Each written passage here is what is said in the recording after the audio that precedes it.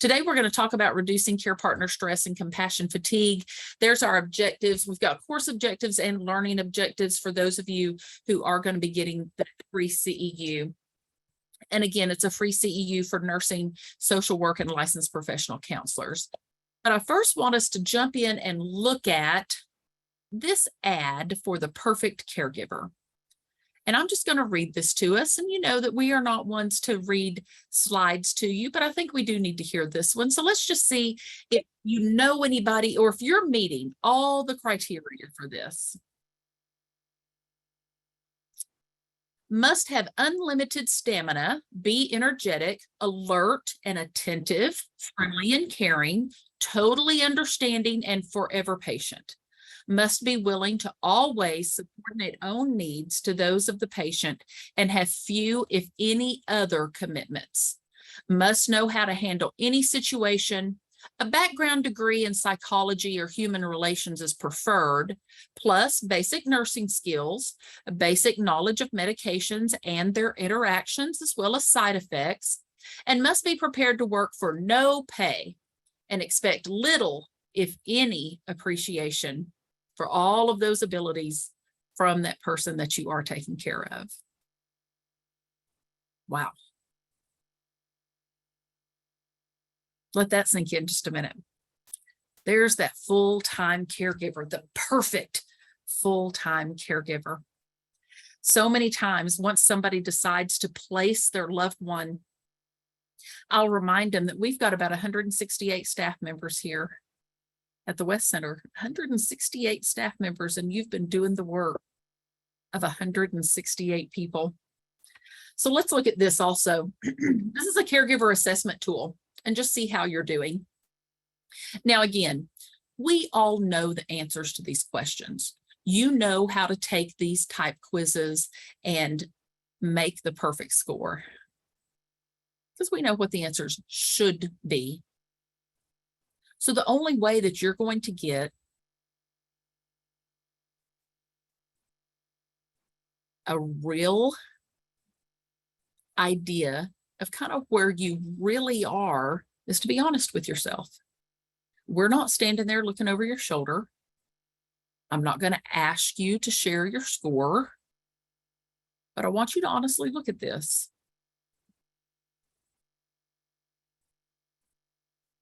Read through these.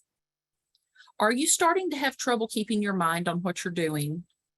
Or do you feel like you can't leave your loved one alone? Are you having difficulty making decisions? Are you getting to the point that you feel overwhelmed? Do you feel useful and needed? Are you feeling lonely? Are you upset that your relative has changed so much from their former self that they're not the person they used to be? Do you feel like you're losing your privacy or that you've lost your personal time? Are you finding yourself irritable or having that short fuse? Has your sleep been disturbed? Oops, let me go back one. Are you finding yourself crying? Just having crying spells, and you might feel like that it just comes out of nowhere. Are you feeling pulled between work and family responsibilities? Or sometimes this is family and family responsibilities if you're an adult child. Paying enough attention to my spouse and paying enough attention to that adult parent, to my parent, because I'm the adult child taking care of a parent, and I'm pulled between my own adult children or grandchildren, but I'm taking care of my parents. Are you having back pain or any other physical types of pain that you weren't having before? Excuse me. Are you having headaches, stomach problems that maybe nobody's been able to diagnose, but you just can't seem to get well? Or you may have developed something called IBS, irritable bowel syndrome. Where did that come from? And it's come on since you've been a caregiver. Do you feel like you've got enough support from the rest of your family, or do you feel like you're the only one doing it and you're just getting criticism from the rest of the family?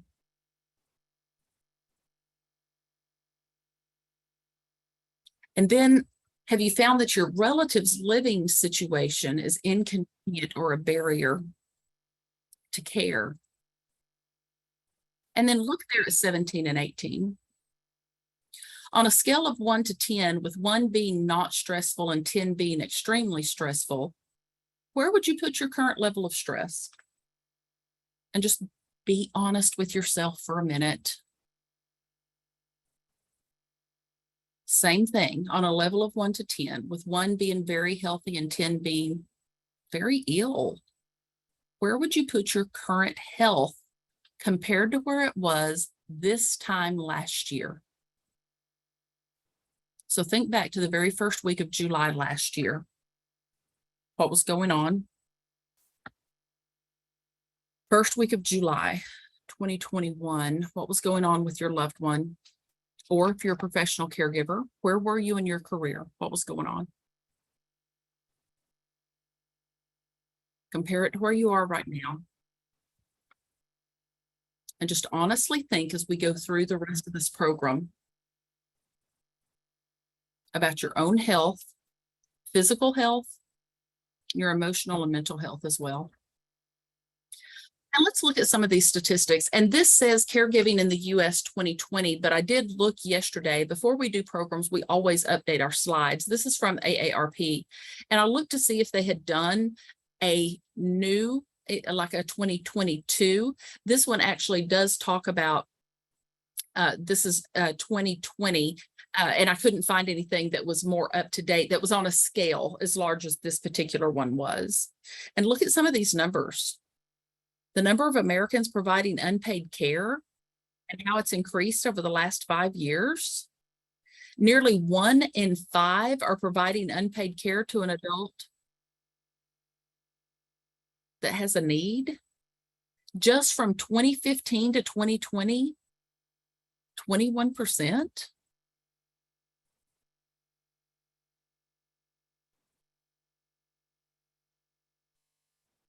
26% say that family caregivers have trouble coordinating care.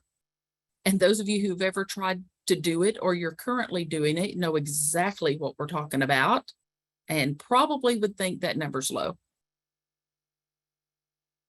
And 21% of family caregivers report that their own health is fair to poor.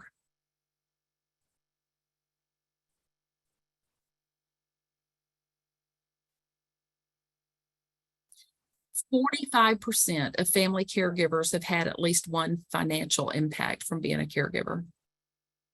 And then look at this number, 61% of family caregivers are women, 39% are men. I love this little visual here. It's got fight or flight, and many of you know there are a couple more. There's freeze, and there's actually a fourth one that's called fawn. We don't hear about that one very often, but we do hear about fight, flight, or freeze. So let's think about what happens whenever we do have that stress that's going on. And we're going to talk about the different types of stress, because we're all going to have stress. That's part of life. But when we're a caregiver, we can get to the point that we are living in chronic stress. And when we start living in a state of chronic stress, it changes us. It changes us. It can start to change our brain chemicals. It can start to change us physically. And many of you, as I've seen your names pop up on here, I know some of your stories, and I know how it's changed you physically. And I know how it's changed you emotionally.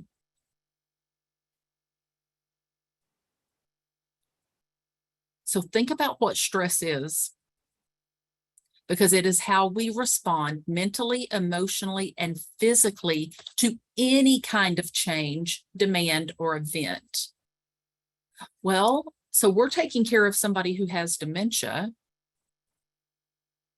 or we work in the field of healthcare. Let's throw a pandemic in on top of that. We already were running at high levels of stress. And then you bring in a global pandemic. So caregivers are at a very high risk of everything, really. Some of the things that happen whenever we're a caregiver and we're under a tremendous amount of stress is that we start to release a lot of cortisol. And cortisol increases the sugars and the glucose in our bloodstream. And that excess cortisol actually can overwhelm those feel-good hormones in our brain, like serotonin and dopamine. And long-term stress, that long-term dumping of cortisol, can permanently reduce the levels of serotonin in our brain. That's some of what I was talking about, where we can start having some permanent changes in our brains when we have long-term stress. That fight or flight, there's a reason we dump that cortisol. It's our body's automatic response to stress, because I'm going to fight or I'm going to flee because something's happening. It's a perceived attack, or it's a perceived harm or a threat. It's our perception of it. That's why we encourage people to be in support groups and to take classes and to learn how to respond rather than react. Because when we react, we're going to dump that cortisol. If we can learn and teach ourselves to respond, we may still have a cortisol dump, but it may not be as big or last as long. Another statistic is that 75 to 90% of all doctor's office visits are for stress-related ailments.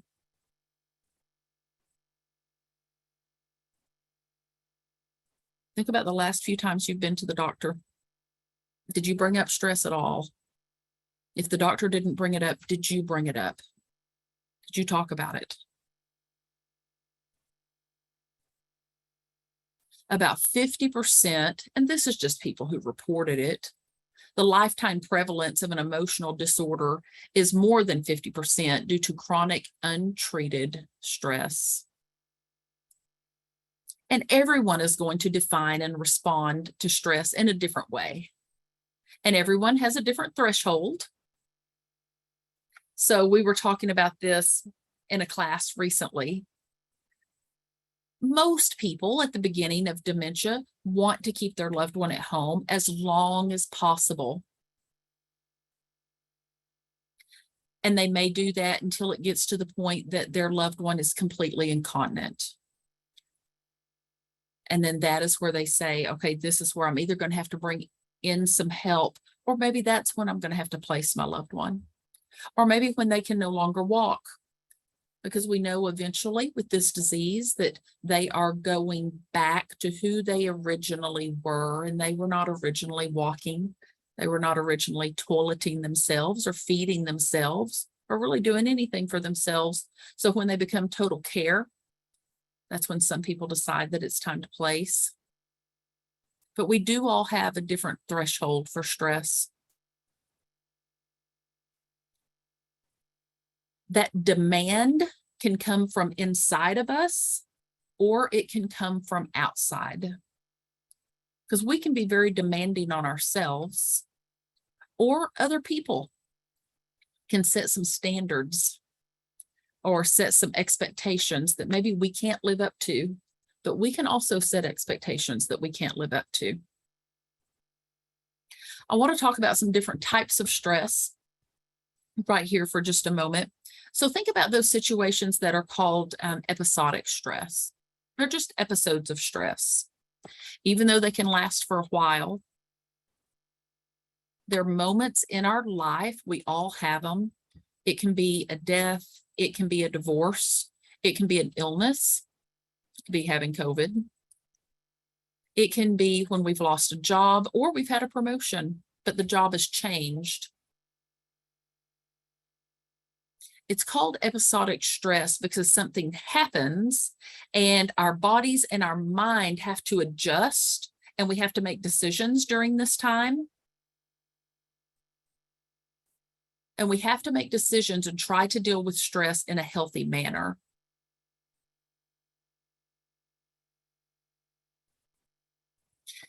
During this time, we can start to have increased heart rates, increased respirations, increased blood pressure, which then puts undue stress on our organs, such as our heart and lungs.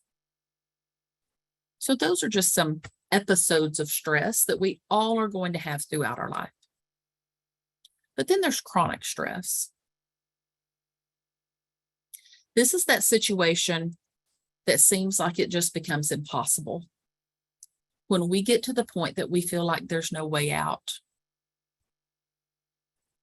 it's when your body can start to even give up. Because we get to the point where we feel like we can't flee anymore. And we start to get some really serious problems like heart disease and high blood pressure.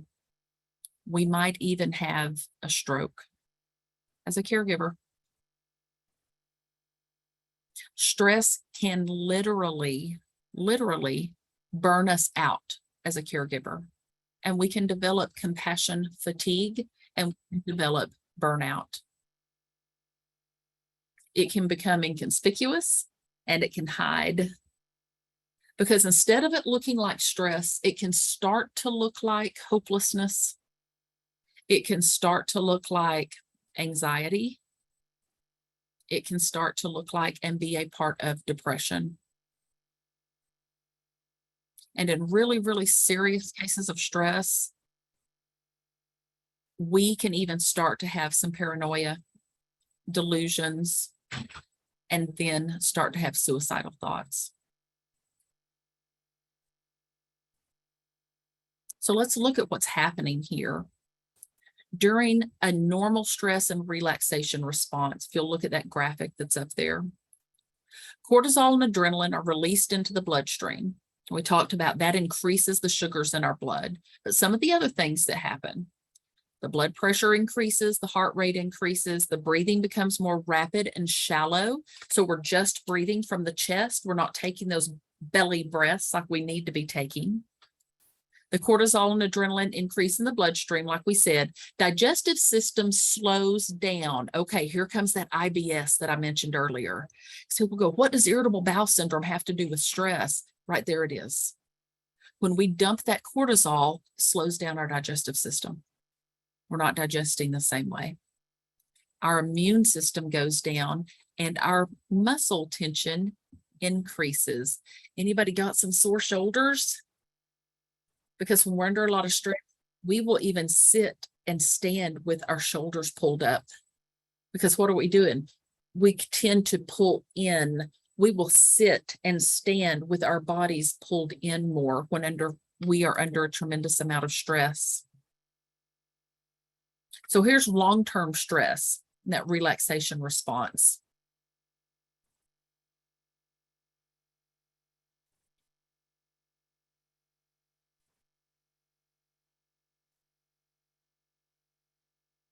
Let's look at this next one. This is one of my favorite slides. The effects of long-term stress on the physical, emotional, behavioral, and mental. See if you see yourself on any of these. My guess is you're probably going to see yourself on all of these. And yes, you're getting these slides. I would encourage you to run this one off, take that yellow highlighter, and just kind of highlight each of those where you find yourself.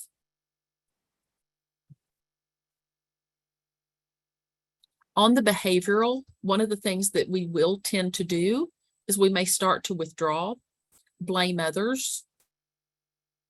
We need it to be somebody's fault. And we may self-medicate. Alcohol sales have been through the roof since the beginning of the pandemic. People have gone back to smoking that stopped smoking years ago. We go back to old coping skills that maybe we had in the past. And we may react with anger. Anger is the easiest emotion for many, many people to have. So it's easy to get mad. And you feel like you're in control over something that we can't control. We have no control over dementia. But if I stay mad and I am loud, I can feel like I'm in control.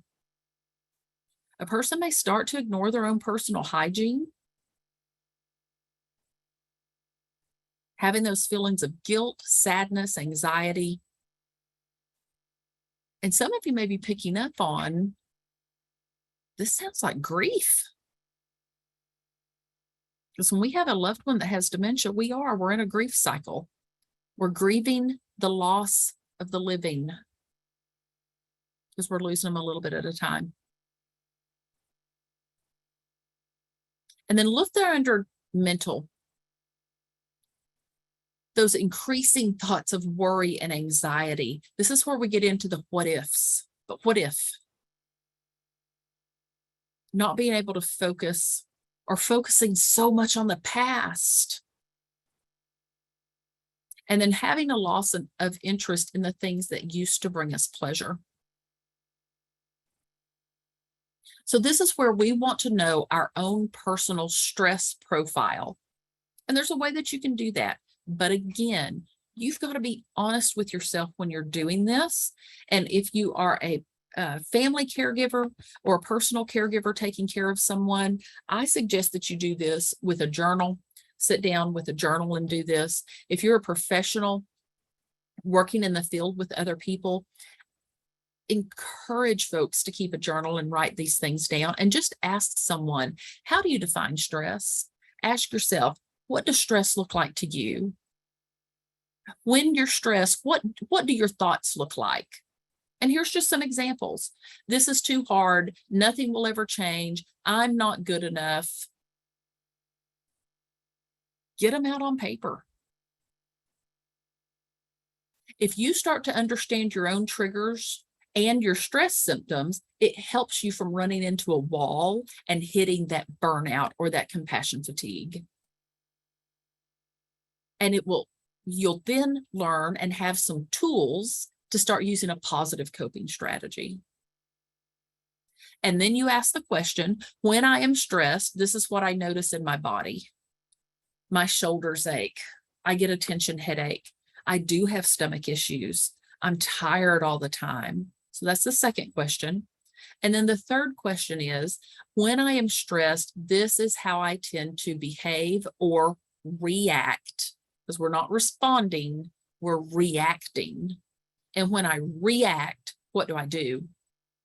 I'm angry. I lash out. I say things I shouldn't say. So those are the three questions to kind of come up with your own stress profile. I love this. Look at him. I think it's the stress. When the health and well-being of a care partner is threatened, the care receiver is in jeopardy. Most of us that are family caregivers, are you trained as a nurse? Are you trained as a social worker, a human relations manager? Are you a pharmacist? Most of us don't have that background. You can find yourself giving so much of yourself to your loved one that you get sick yourself. And then you can't take care of them.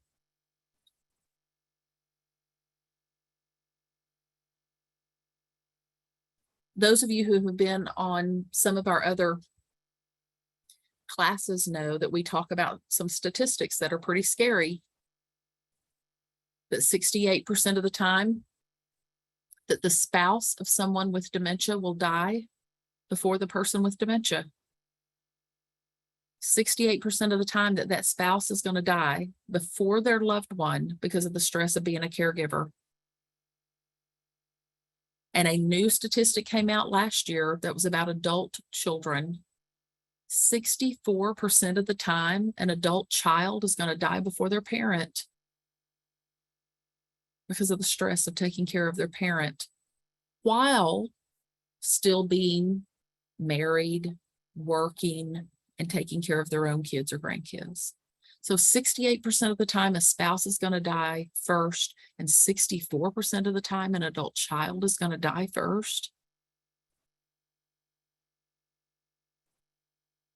Now, that's just the people who actually die. But add into that illness, depression, autoimmune disorders. Those are very high on the list also for caregivers. So what are some things that we can start to do? And again, many of these things, just like on that quiz, that test, we know to do this, but are you doing it? Are you making the time? Are you finding the time? Jamie and I right now are in the 8th week of a 9-week program that we do called Stress Busters. And yesterday we were talking about, where do you carve out that 10 minutes? Can you start with 10 minutes where you can start to focus on yourself? Look what this says. No matter how hard I try, I cannot give everyone around me what I do not have myself. Do you have anything in your day that you look forward to? Is there something you look forward to? Do you look forward to doing a devotional every day? Do you look forward to your morning cup of coffee? Do you look forward to a walk? Do you look forward to chatting with someone on the phone? Do you look forward to your afternoon nap? Do you have something to look forward to? We all need something to look forward to.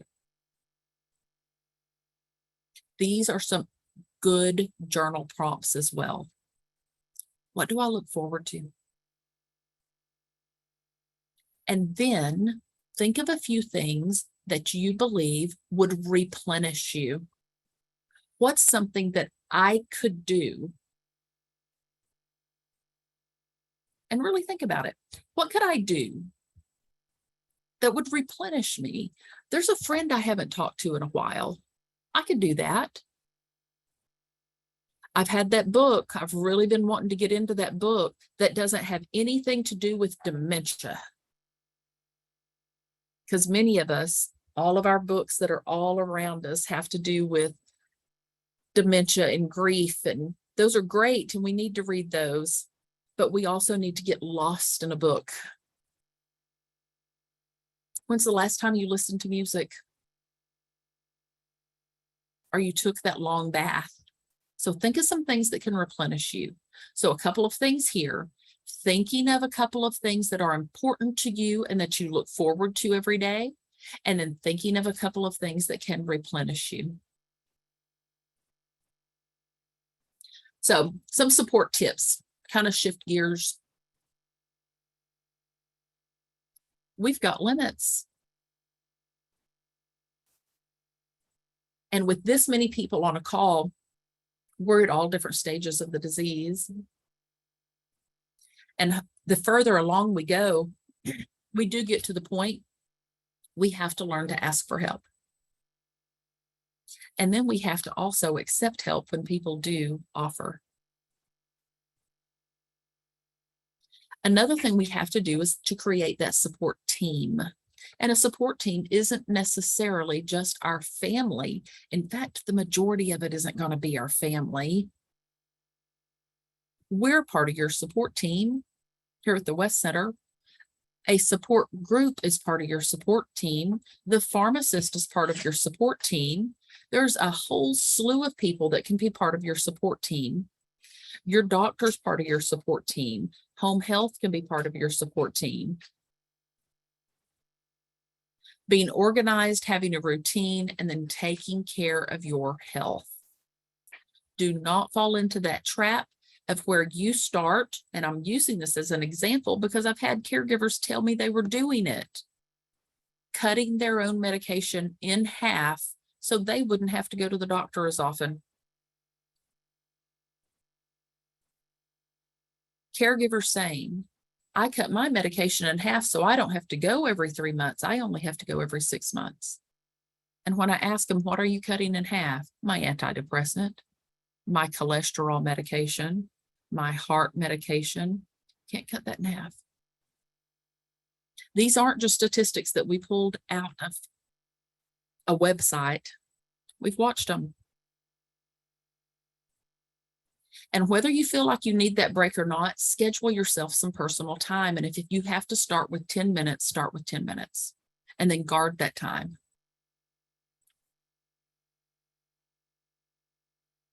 I thought this was a cute, you put your name there on the side, your name there at caregiving. And here's all the things. To be a successful care partner, you must take care of yourself so you can take care of others. Let go of the small stuff and set priorities, and learn to delegate and allow others to help you. All of these things that are listed here, you can allow people to do that, because many times with our families, we'll go, no, no, no, no, no. I cannot let my brother come over and help mom with her personal needs. But can he mow the grass? Can he go get the groceries? Could he help with some of the legal work? Find a place. Let him help. That's building your team.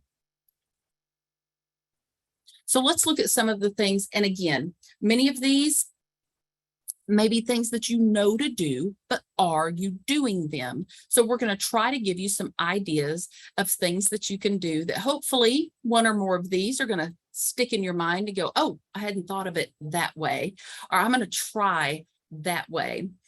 We always talk about breathing first because it's the easiest one. We're doing it anyway. We might as well use it to our advantage. And in our support groups, I think this is the one that comes up the most often. As I walked in, this is what was going on with my loved one, and I can do this right now. I can take that big, deep breath in, take in all the air that I possibly can, and then exhale. Even I'm looking at the one called the sigh breath, where you take in this big, big, big, big breath, and you just completely let it all out with a big sigh. And maybe I had to step out of the room for just a minute to do that. Or I might do that before I step in the room. Or I might do that before I pick up the phone call and I see that it's my mom calling. Or I see that it's my sister or my whoever it is. Because what I just do when I took that breath, I just forced that oxygenated blood up to my brain. We can also do this, especially that 4x4 breathing, when we're laying there at night and we've turned off the lights and we're finally going to go to sleep, and then our brain decides to turn on. If we can do that 4x4, breathe in the nose and count for 4, hold for 4, release for 4, relax for 4. So it's 4x4 is what it's called. And to concentrate on that. As those other thoughts start coming in, you recognize them. We're going to talk about that in just a minute when we talk about mindfulness. You recognize it. And then I always like to think like you swipe it away. I'll get back to you in a minute. I'll get back to you later. I've got it back, get back to my breathing right now. They work really well for anxiety and insomnia and fatigue. It's free. It can be done anywhere. It can be done sitting in the car, rush hour traffic, or standing in line at the store.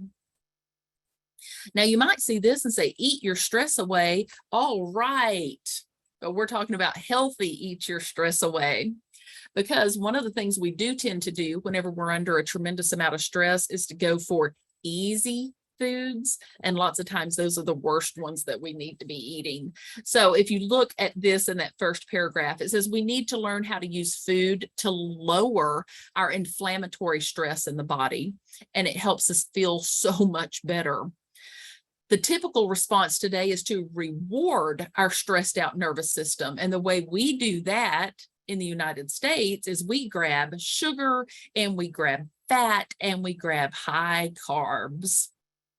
But instead, we need to try to eat to, and look, I love that they use the word to hydrate the body, because one of the things that happens is that we lower that oxidative stress and we give ourselves more energy. So here, this slide, I hope, is going to be one of those that you are going to use over and over. If you haven't seen or been introduced to the MIND diet, I hope to introduce you here to the MIND diet. The MIND diet is a combination of the Mediterranean and the DASH diet. The Mediterranean diet and then the DASH diet. So the MIND diet is pretty easy to follow because it has 15 components. It has 10 healthy food groups and it has 5 unhealthy food groups that you go by. Mediterranean, of course, is one of those that has some good benefits, and the DASH diet also. DASH is the one that is used for high blood pressure. But the mind shows those who had high adherence even reduced their risk for dementia as much as 53%, because you're not eating processed foods. Look at the foods that you're eating on that. There's similarities among each of them, and the similarities are that they all have been found to promote cognitive health. So it's adding good brain protective foods to the diet. And if we start doing that now, because many of us caregivers walk around and we talk about, we almost feel like we have this brain fog. So what are some things that we can do to lift that? It isn't grabbing the processed foods. There was actually a study done. A study of 1 million students in New York showed that students who ate lunches that did not include artificial flavors, preservatives, or dyes did 14% better on IQ test than students who ate lunches with those additives. Another statistic from another study was on seafood. This was done in Discover magazine. A report described that people in a 7-year study who ate seafood at least one time every week had a 30% lower occurrence of dementia. The Mind diet, as you see there, emphasizes a plant-based diet with few animal products and saturated fats. It does recommend eating berries specifically rather than other fruits. You may have noticed that it says berries. Other fruits have lots of fructose. It has that sugar from fruit in it, but the berry family does not have as many, and then it has lots of antioxidants in it. The berries do. Studies have shown that these fruits and vegetables on the Mind diet in particular are the most protective against dementia. The next thing we want to look at is movement for stress relief. The body is an excellent tool for channeling stress through movement, like yoga, running, walking, Tai Chi, anything that you can do just to get some movement into your day. And sometimes when we're depressed or when we're having a whole lot of anxiety, the last thing we want to do is move. And here's what my doctor said to me. I will share with you what my doctor said to me. Because my joints are hurting. And he said, could you walk in your pool? That's one of the best things you can do, is be in the water. If you have access to a pool, could you walk in the pool? Yes, I can walk in the pool. When I was going in people's homes and working with in-home caregivers, I would ask them, walk to your mailbox twice instead of once. Now, can you do it 3 times? Throughout the day, could you just go out and walk to your mailbox a couple of times and then maybe start walking down the street? Get a baby monitor. Do it when your loved one's asleep or taking a nap. Get one of the little cycles that you sit and you're doing your arms, and you're doing the bicycle with your arms. Something so that we're moving, using movement for stress relief. One of the best things that we can do is to use music. If you have studied music therapy at all, you may know that we have a music set. We all have a music set, and it's the music that we learned and listened to between the ages of 10 and 25. So if you can go back and find the music that you learned or listened to between the ages of 10 and 25, for most people, and especially those with dementia, that is our music set. And so we will have emotions and memories tied to that music. I encourage you to make yourself some playlists for different times during the day. I have a different playlist I listen to on the way to work and on the way home. I do have a different playlist that I listen to if I've sat with someone, if they have passed away during the day. I use different music on my way home that evening. So please look into and use music as well. Also using art to de-stress. You do not have to be an artist. Notice that our very first bullet point there says drawing and coloring. Most all of us can color. Adult coloring books to me are a little bit hard because the spaces are teeny tiny. I love children's coloring books, and you do not have to have little grandchildren to enjoy a children's coloring book. There is just something about drawing and coloring because it brings us into that present moment. It's also an exercise in mindfulness because we are being present. And we're going to kind of feed into being mindful. We can get lost in coloring or drawing or doing art. People who have done art in the past, it's almost like those who are runners, where they can kind of have that runner's high or get lost in it. A person who does art can do the exact same thing. It improves cognitive ability and can increase self-esteem as well. You've heard me use the word mindfulness several times, and there is a great website that you can go to called mindful.org. You may have heard this term. We're hearing it more the last few years about being mindful. Mindfulness is where we're just aware of everything that is going on around us and being present in this moment rather than trying to live in the past or worry about what's going to happen in the future. We are present right now in this moment.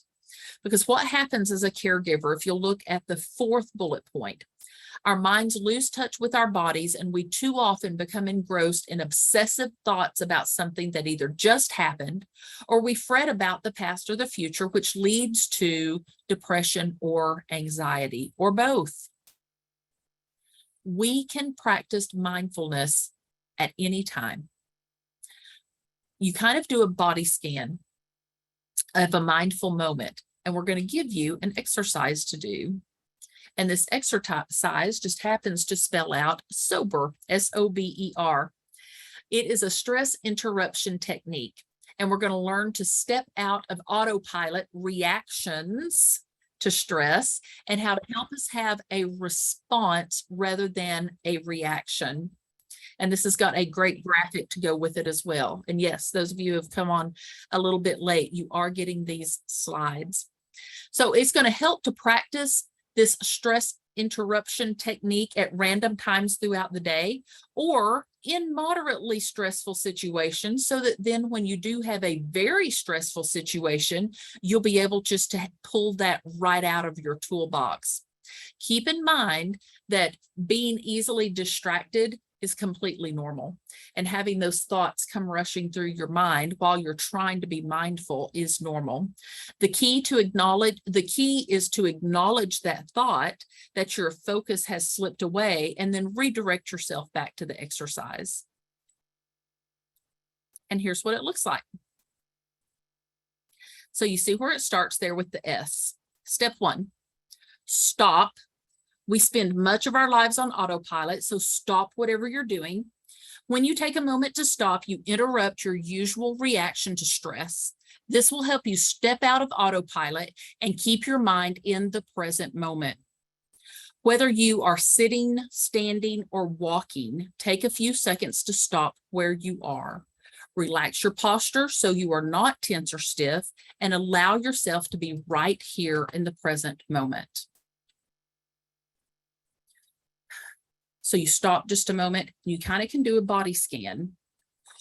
I am sitting with my shoulders all pulled up. Let me relax that just a minute. Just kind of take a body scan. Second thing that you do is you observe. That's the O. You'll now turn your attention to what's happening in your body and your mind. Imagine you're standing back from the situation. It's like sitting on a wall, observing the events as they unfold in front of you. I always talk about it's like looking in. You're looking in the window, watching what's happening. Notice the sensations happening in your body. What emotions are you experiencing right now? What thoughts are going through your mind? Observe your body. Is there any tension? Where in your body can you feel it? Notice any unpleasant sensations, and rather than trying to push them away or shut them out, acknowledge them, just observe the moment, and you can perform this step in your mind. So you've stopped what you're doing, you're kind of doing that scan, And then you kind of step back and observe what's going on in your body. The third step, the B, is to breathe. You will not allow your attention to settle. You will allow your attention to settle on your breath. This will help to slow your thoughts and relax your body. Remember, your posture should be relaxed and comfortable. Breathe in gently through your nose. Hold for 3 to 5 seconds. You can even do that 4 by 4. Gently exhale through your mouth. Hold for 3 to 5 seconds. And repeat this 5 to 10 times. Notice the movements of the body. Notice the air coming in and the air going out. And listen to the sound of your breathing. Place your hand on your chest to feel it rise and fall. And if your mind starts to wander, come back to your breath. 4 is E, expand. Expand awareness in this step. This is where we're really becoming mindful. You start to see the bigger picture around you. You start to understand the stressful experience for what it really is and what's going on. In that previous step, you're focused completely on your breathing. You're still breathing, but now you extend your awareness. You include the rest of your body, your experience, and everything that's happening around you in the moment. Begin to think about your body and your mind as a whole, and what are your feelings that are present for you right now. Become aware of any tension that's in your body, observe it, and allow yourself to let go of it. Start to relax your muscles. Being aware of any sensations in your body. And number 5 is respond. Notice we've replaced the word react with respond. Respond with awareness. You have a choice in how you respond to stressful situations. This step is all about learning to respond with awareness rather than having a knee-jerk or an automatic stress reaction, because now we're going to be able to respond. Now that you've taken a moment to observe and assess the situation, you will be in a better position to logically consider the responses available to you and the consequences of those responses. You can respond to a stressful experience by choosing with awareness the action you take, even if that action is to let feelings of stress pass on their own, just like waves on the sea. So again, you're going to get that. I would encourage you to make a copy of this until you kind of learn it, the SOBER. It is a great break. It's just a way to stop. Some of you may have noticed on here, it was originally developed as a mindfulness practice within addiction treatment programs to help break addictive processes, to have that moment where somebody is about to pick up that drink, or they're about to use, or they're about to, you can use it for, I'm about to eat. I'm about to take that bite of something I don't need that right now. Let me stop just a minute. Why am I even wanting that right now? Let me think through this just a minute. This doesn't take that long to do.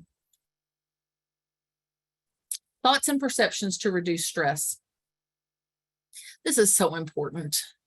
Our self-talk. Think about how you talk to yourself. Most of the things we say to ourselves, we would never say to someone else. I can't believe I just said that. I am so stupid. I can't do anything right. I'm not getting any better at this. It's too hard. There's no way this is going to work. You can start giving so much attention to these negative thoughts that they become your reality. They do damage. They do damage. If you wouldn't say it to your friend, don't say it to yourself. Excuse me, thinking negatively makes you fear the future. Putting yourself down, criticizing yourself for errors. Please keep this in mind. We say this in support group all the time.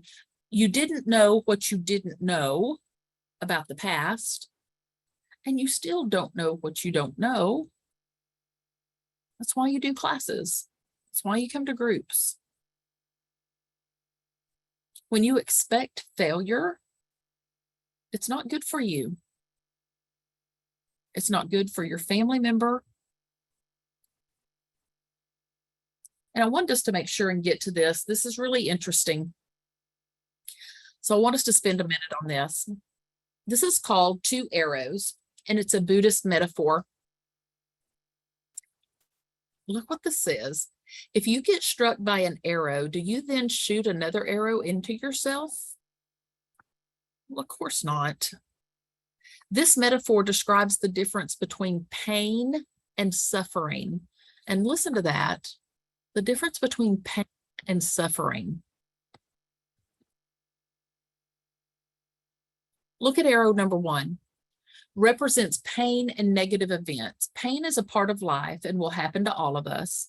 Whether it's minor pain or major pain, it's inevitable. We will all face painful events that we can't escape. Okay, arrow number 2 represents suffering.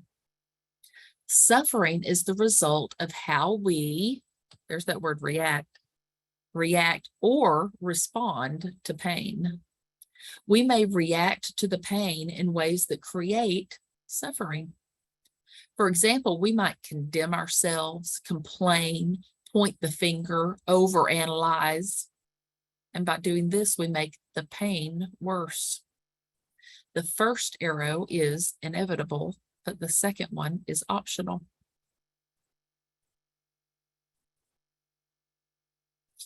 So imagine this. You find a pile of dirty dishes in the sink, and you feel frustrated because your spouse promised to wash these dishes the night before.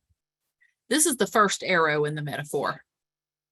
However, what happens next is you start to think about the last time your spouse failed to wash the dishes and the other times that he didn't follow through on his promises. And this leads to, he doesn't care about me. No one cares about me. And when your spouse gets home that night, you start having a fight and you yell and scream and you blame them for being a lousy partner. That's the second arrow.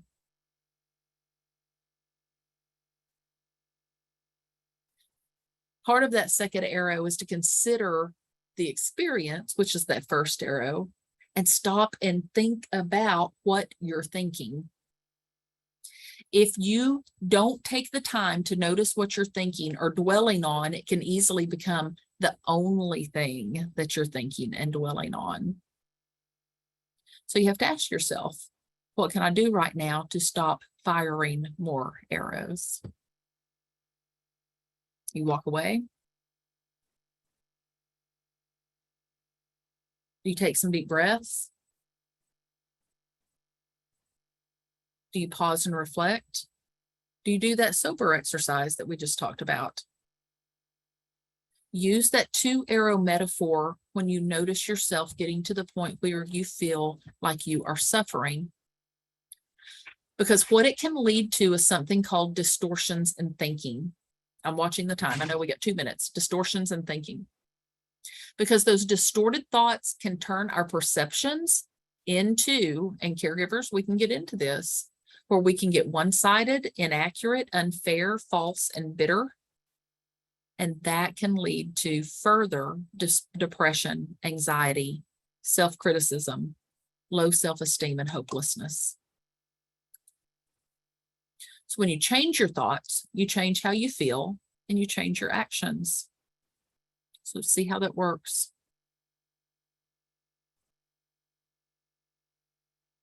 Some more ways to avoid that second arrow. We have the power to control the thoughts, emotions, and behaviors. We do. In counseling, we say if you name them, you can tame them. Sharing them with others, getting in a support group, writing them down, that is sharing them, that is releasing them. But it does take time and it takes practice to do this. Keeping track of your positives every day. Keeping track of your accomplishments.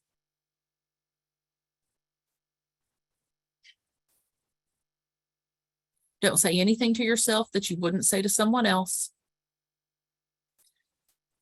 Identify areas of change, places that you can change. Remember your why. Remember why you're doing what you're doing. Whether you're a family caregiver or you are a professional caregiver, remember why you're doing what you're doing.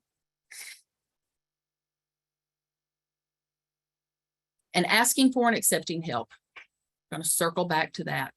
Getting help from family and friends. Be honest with yourself about your needs, your strengths, and your weaknesses. You may not be able to be there all the time. Learning how to ask for help. That very first bullet point, be specific, set a day and a time and explain the situation in clear terms and talk with them beforehand so they know what to expect. And then there's a real difference between being aggressive and being assertive. Think about that. There's a difference between being aggressive and being assertive. We can make strong asks. We don't have to be ugly about it. And we can say things, brother, I realize that you're not comfortable sitting with mom for the afternoon, but could I please get you to take her dog to the groomer? And while you're out, pick up X, Y, and Z. That would help me a lot. We're being assertive. We are right at time. We made it. We made it. There's our information. If you have any further questions, comments, concerns, questions, there's my information. There's Jamie's information. There's our emails and our phone number here at the West Center, where you can always reach us. We appreciate you being here today. Jamie, do you have anything you wanted to add?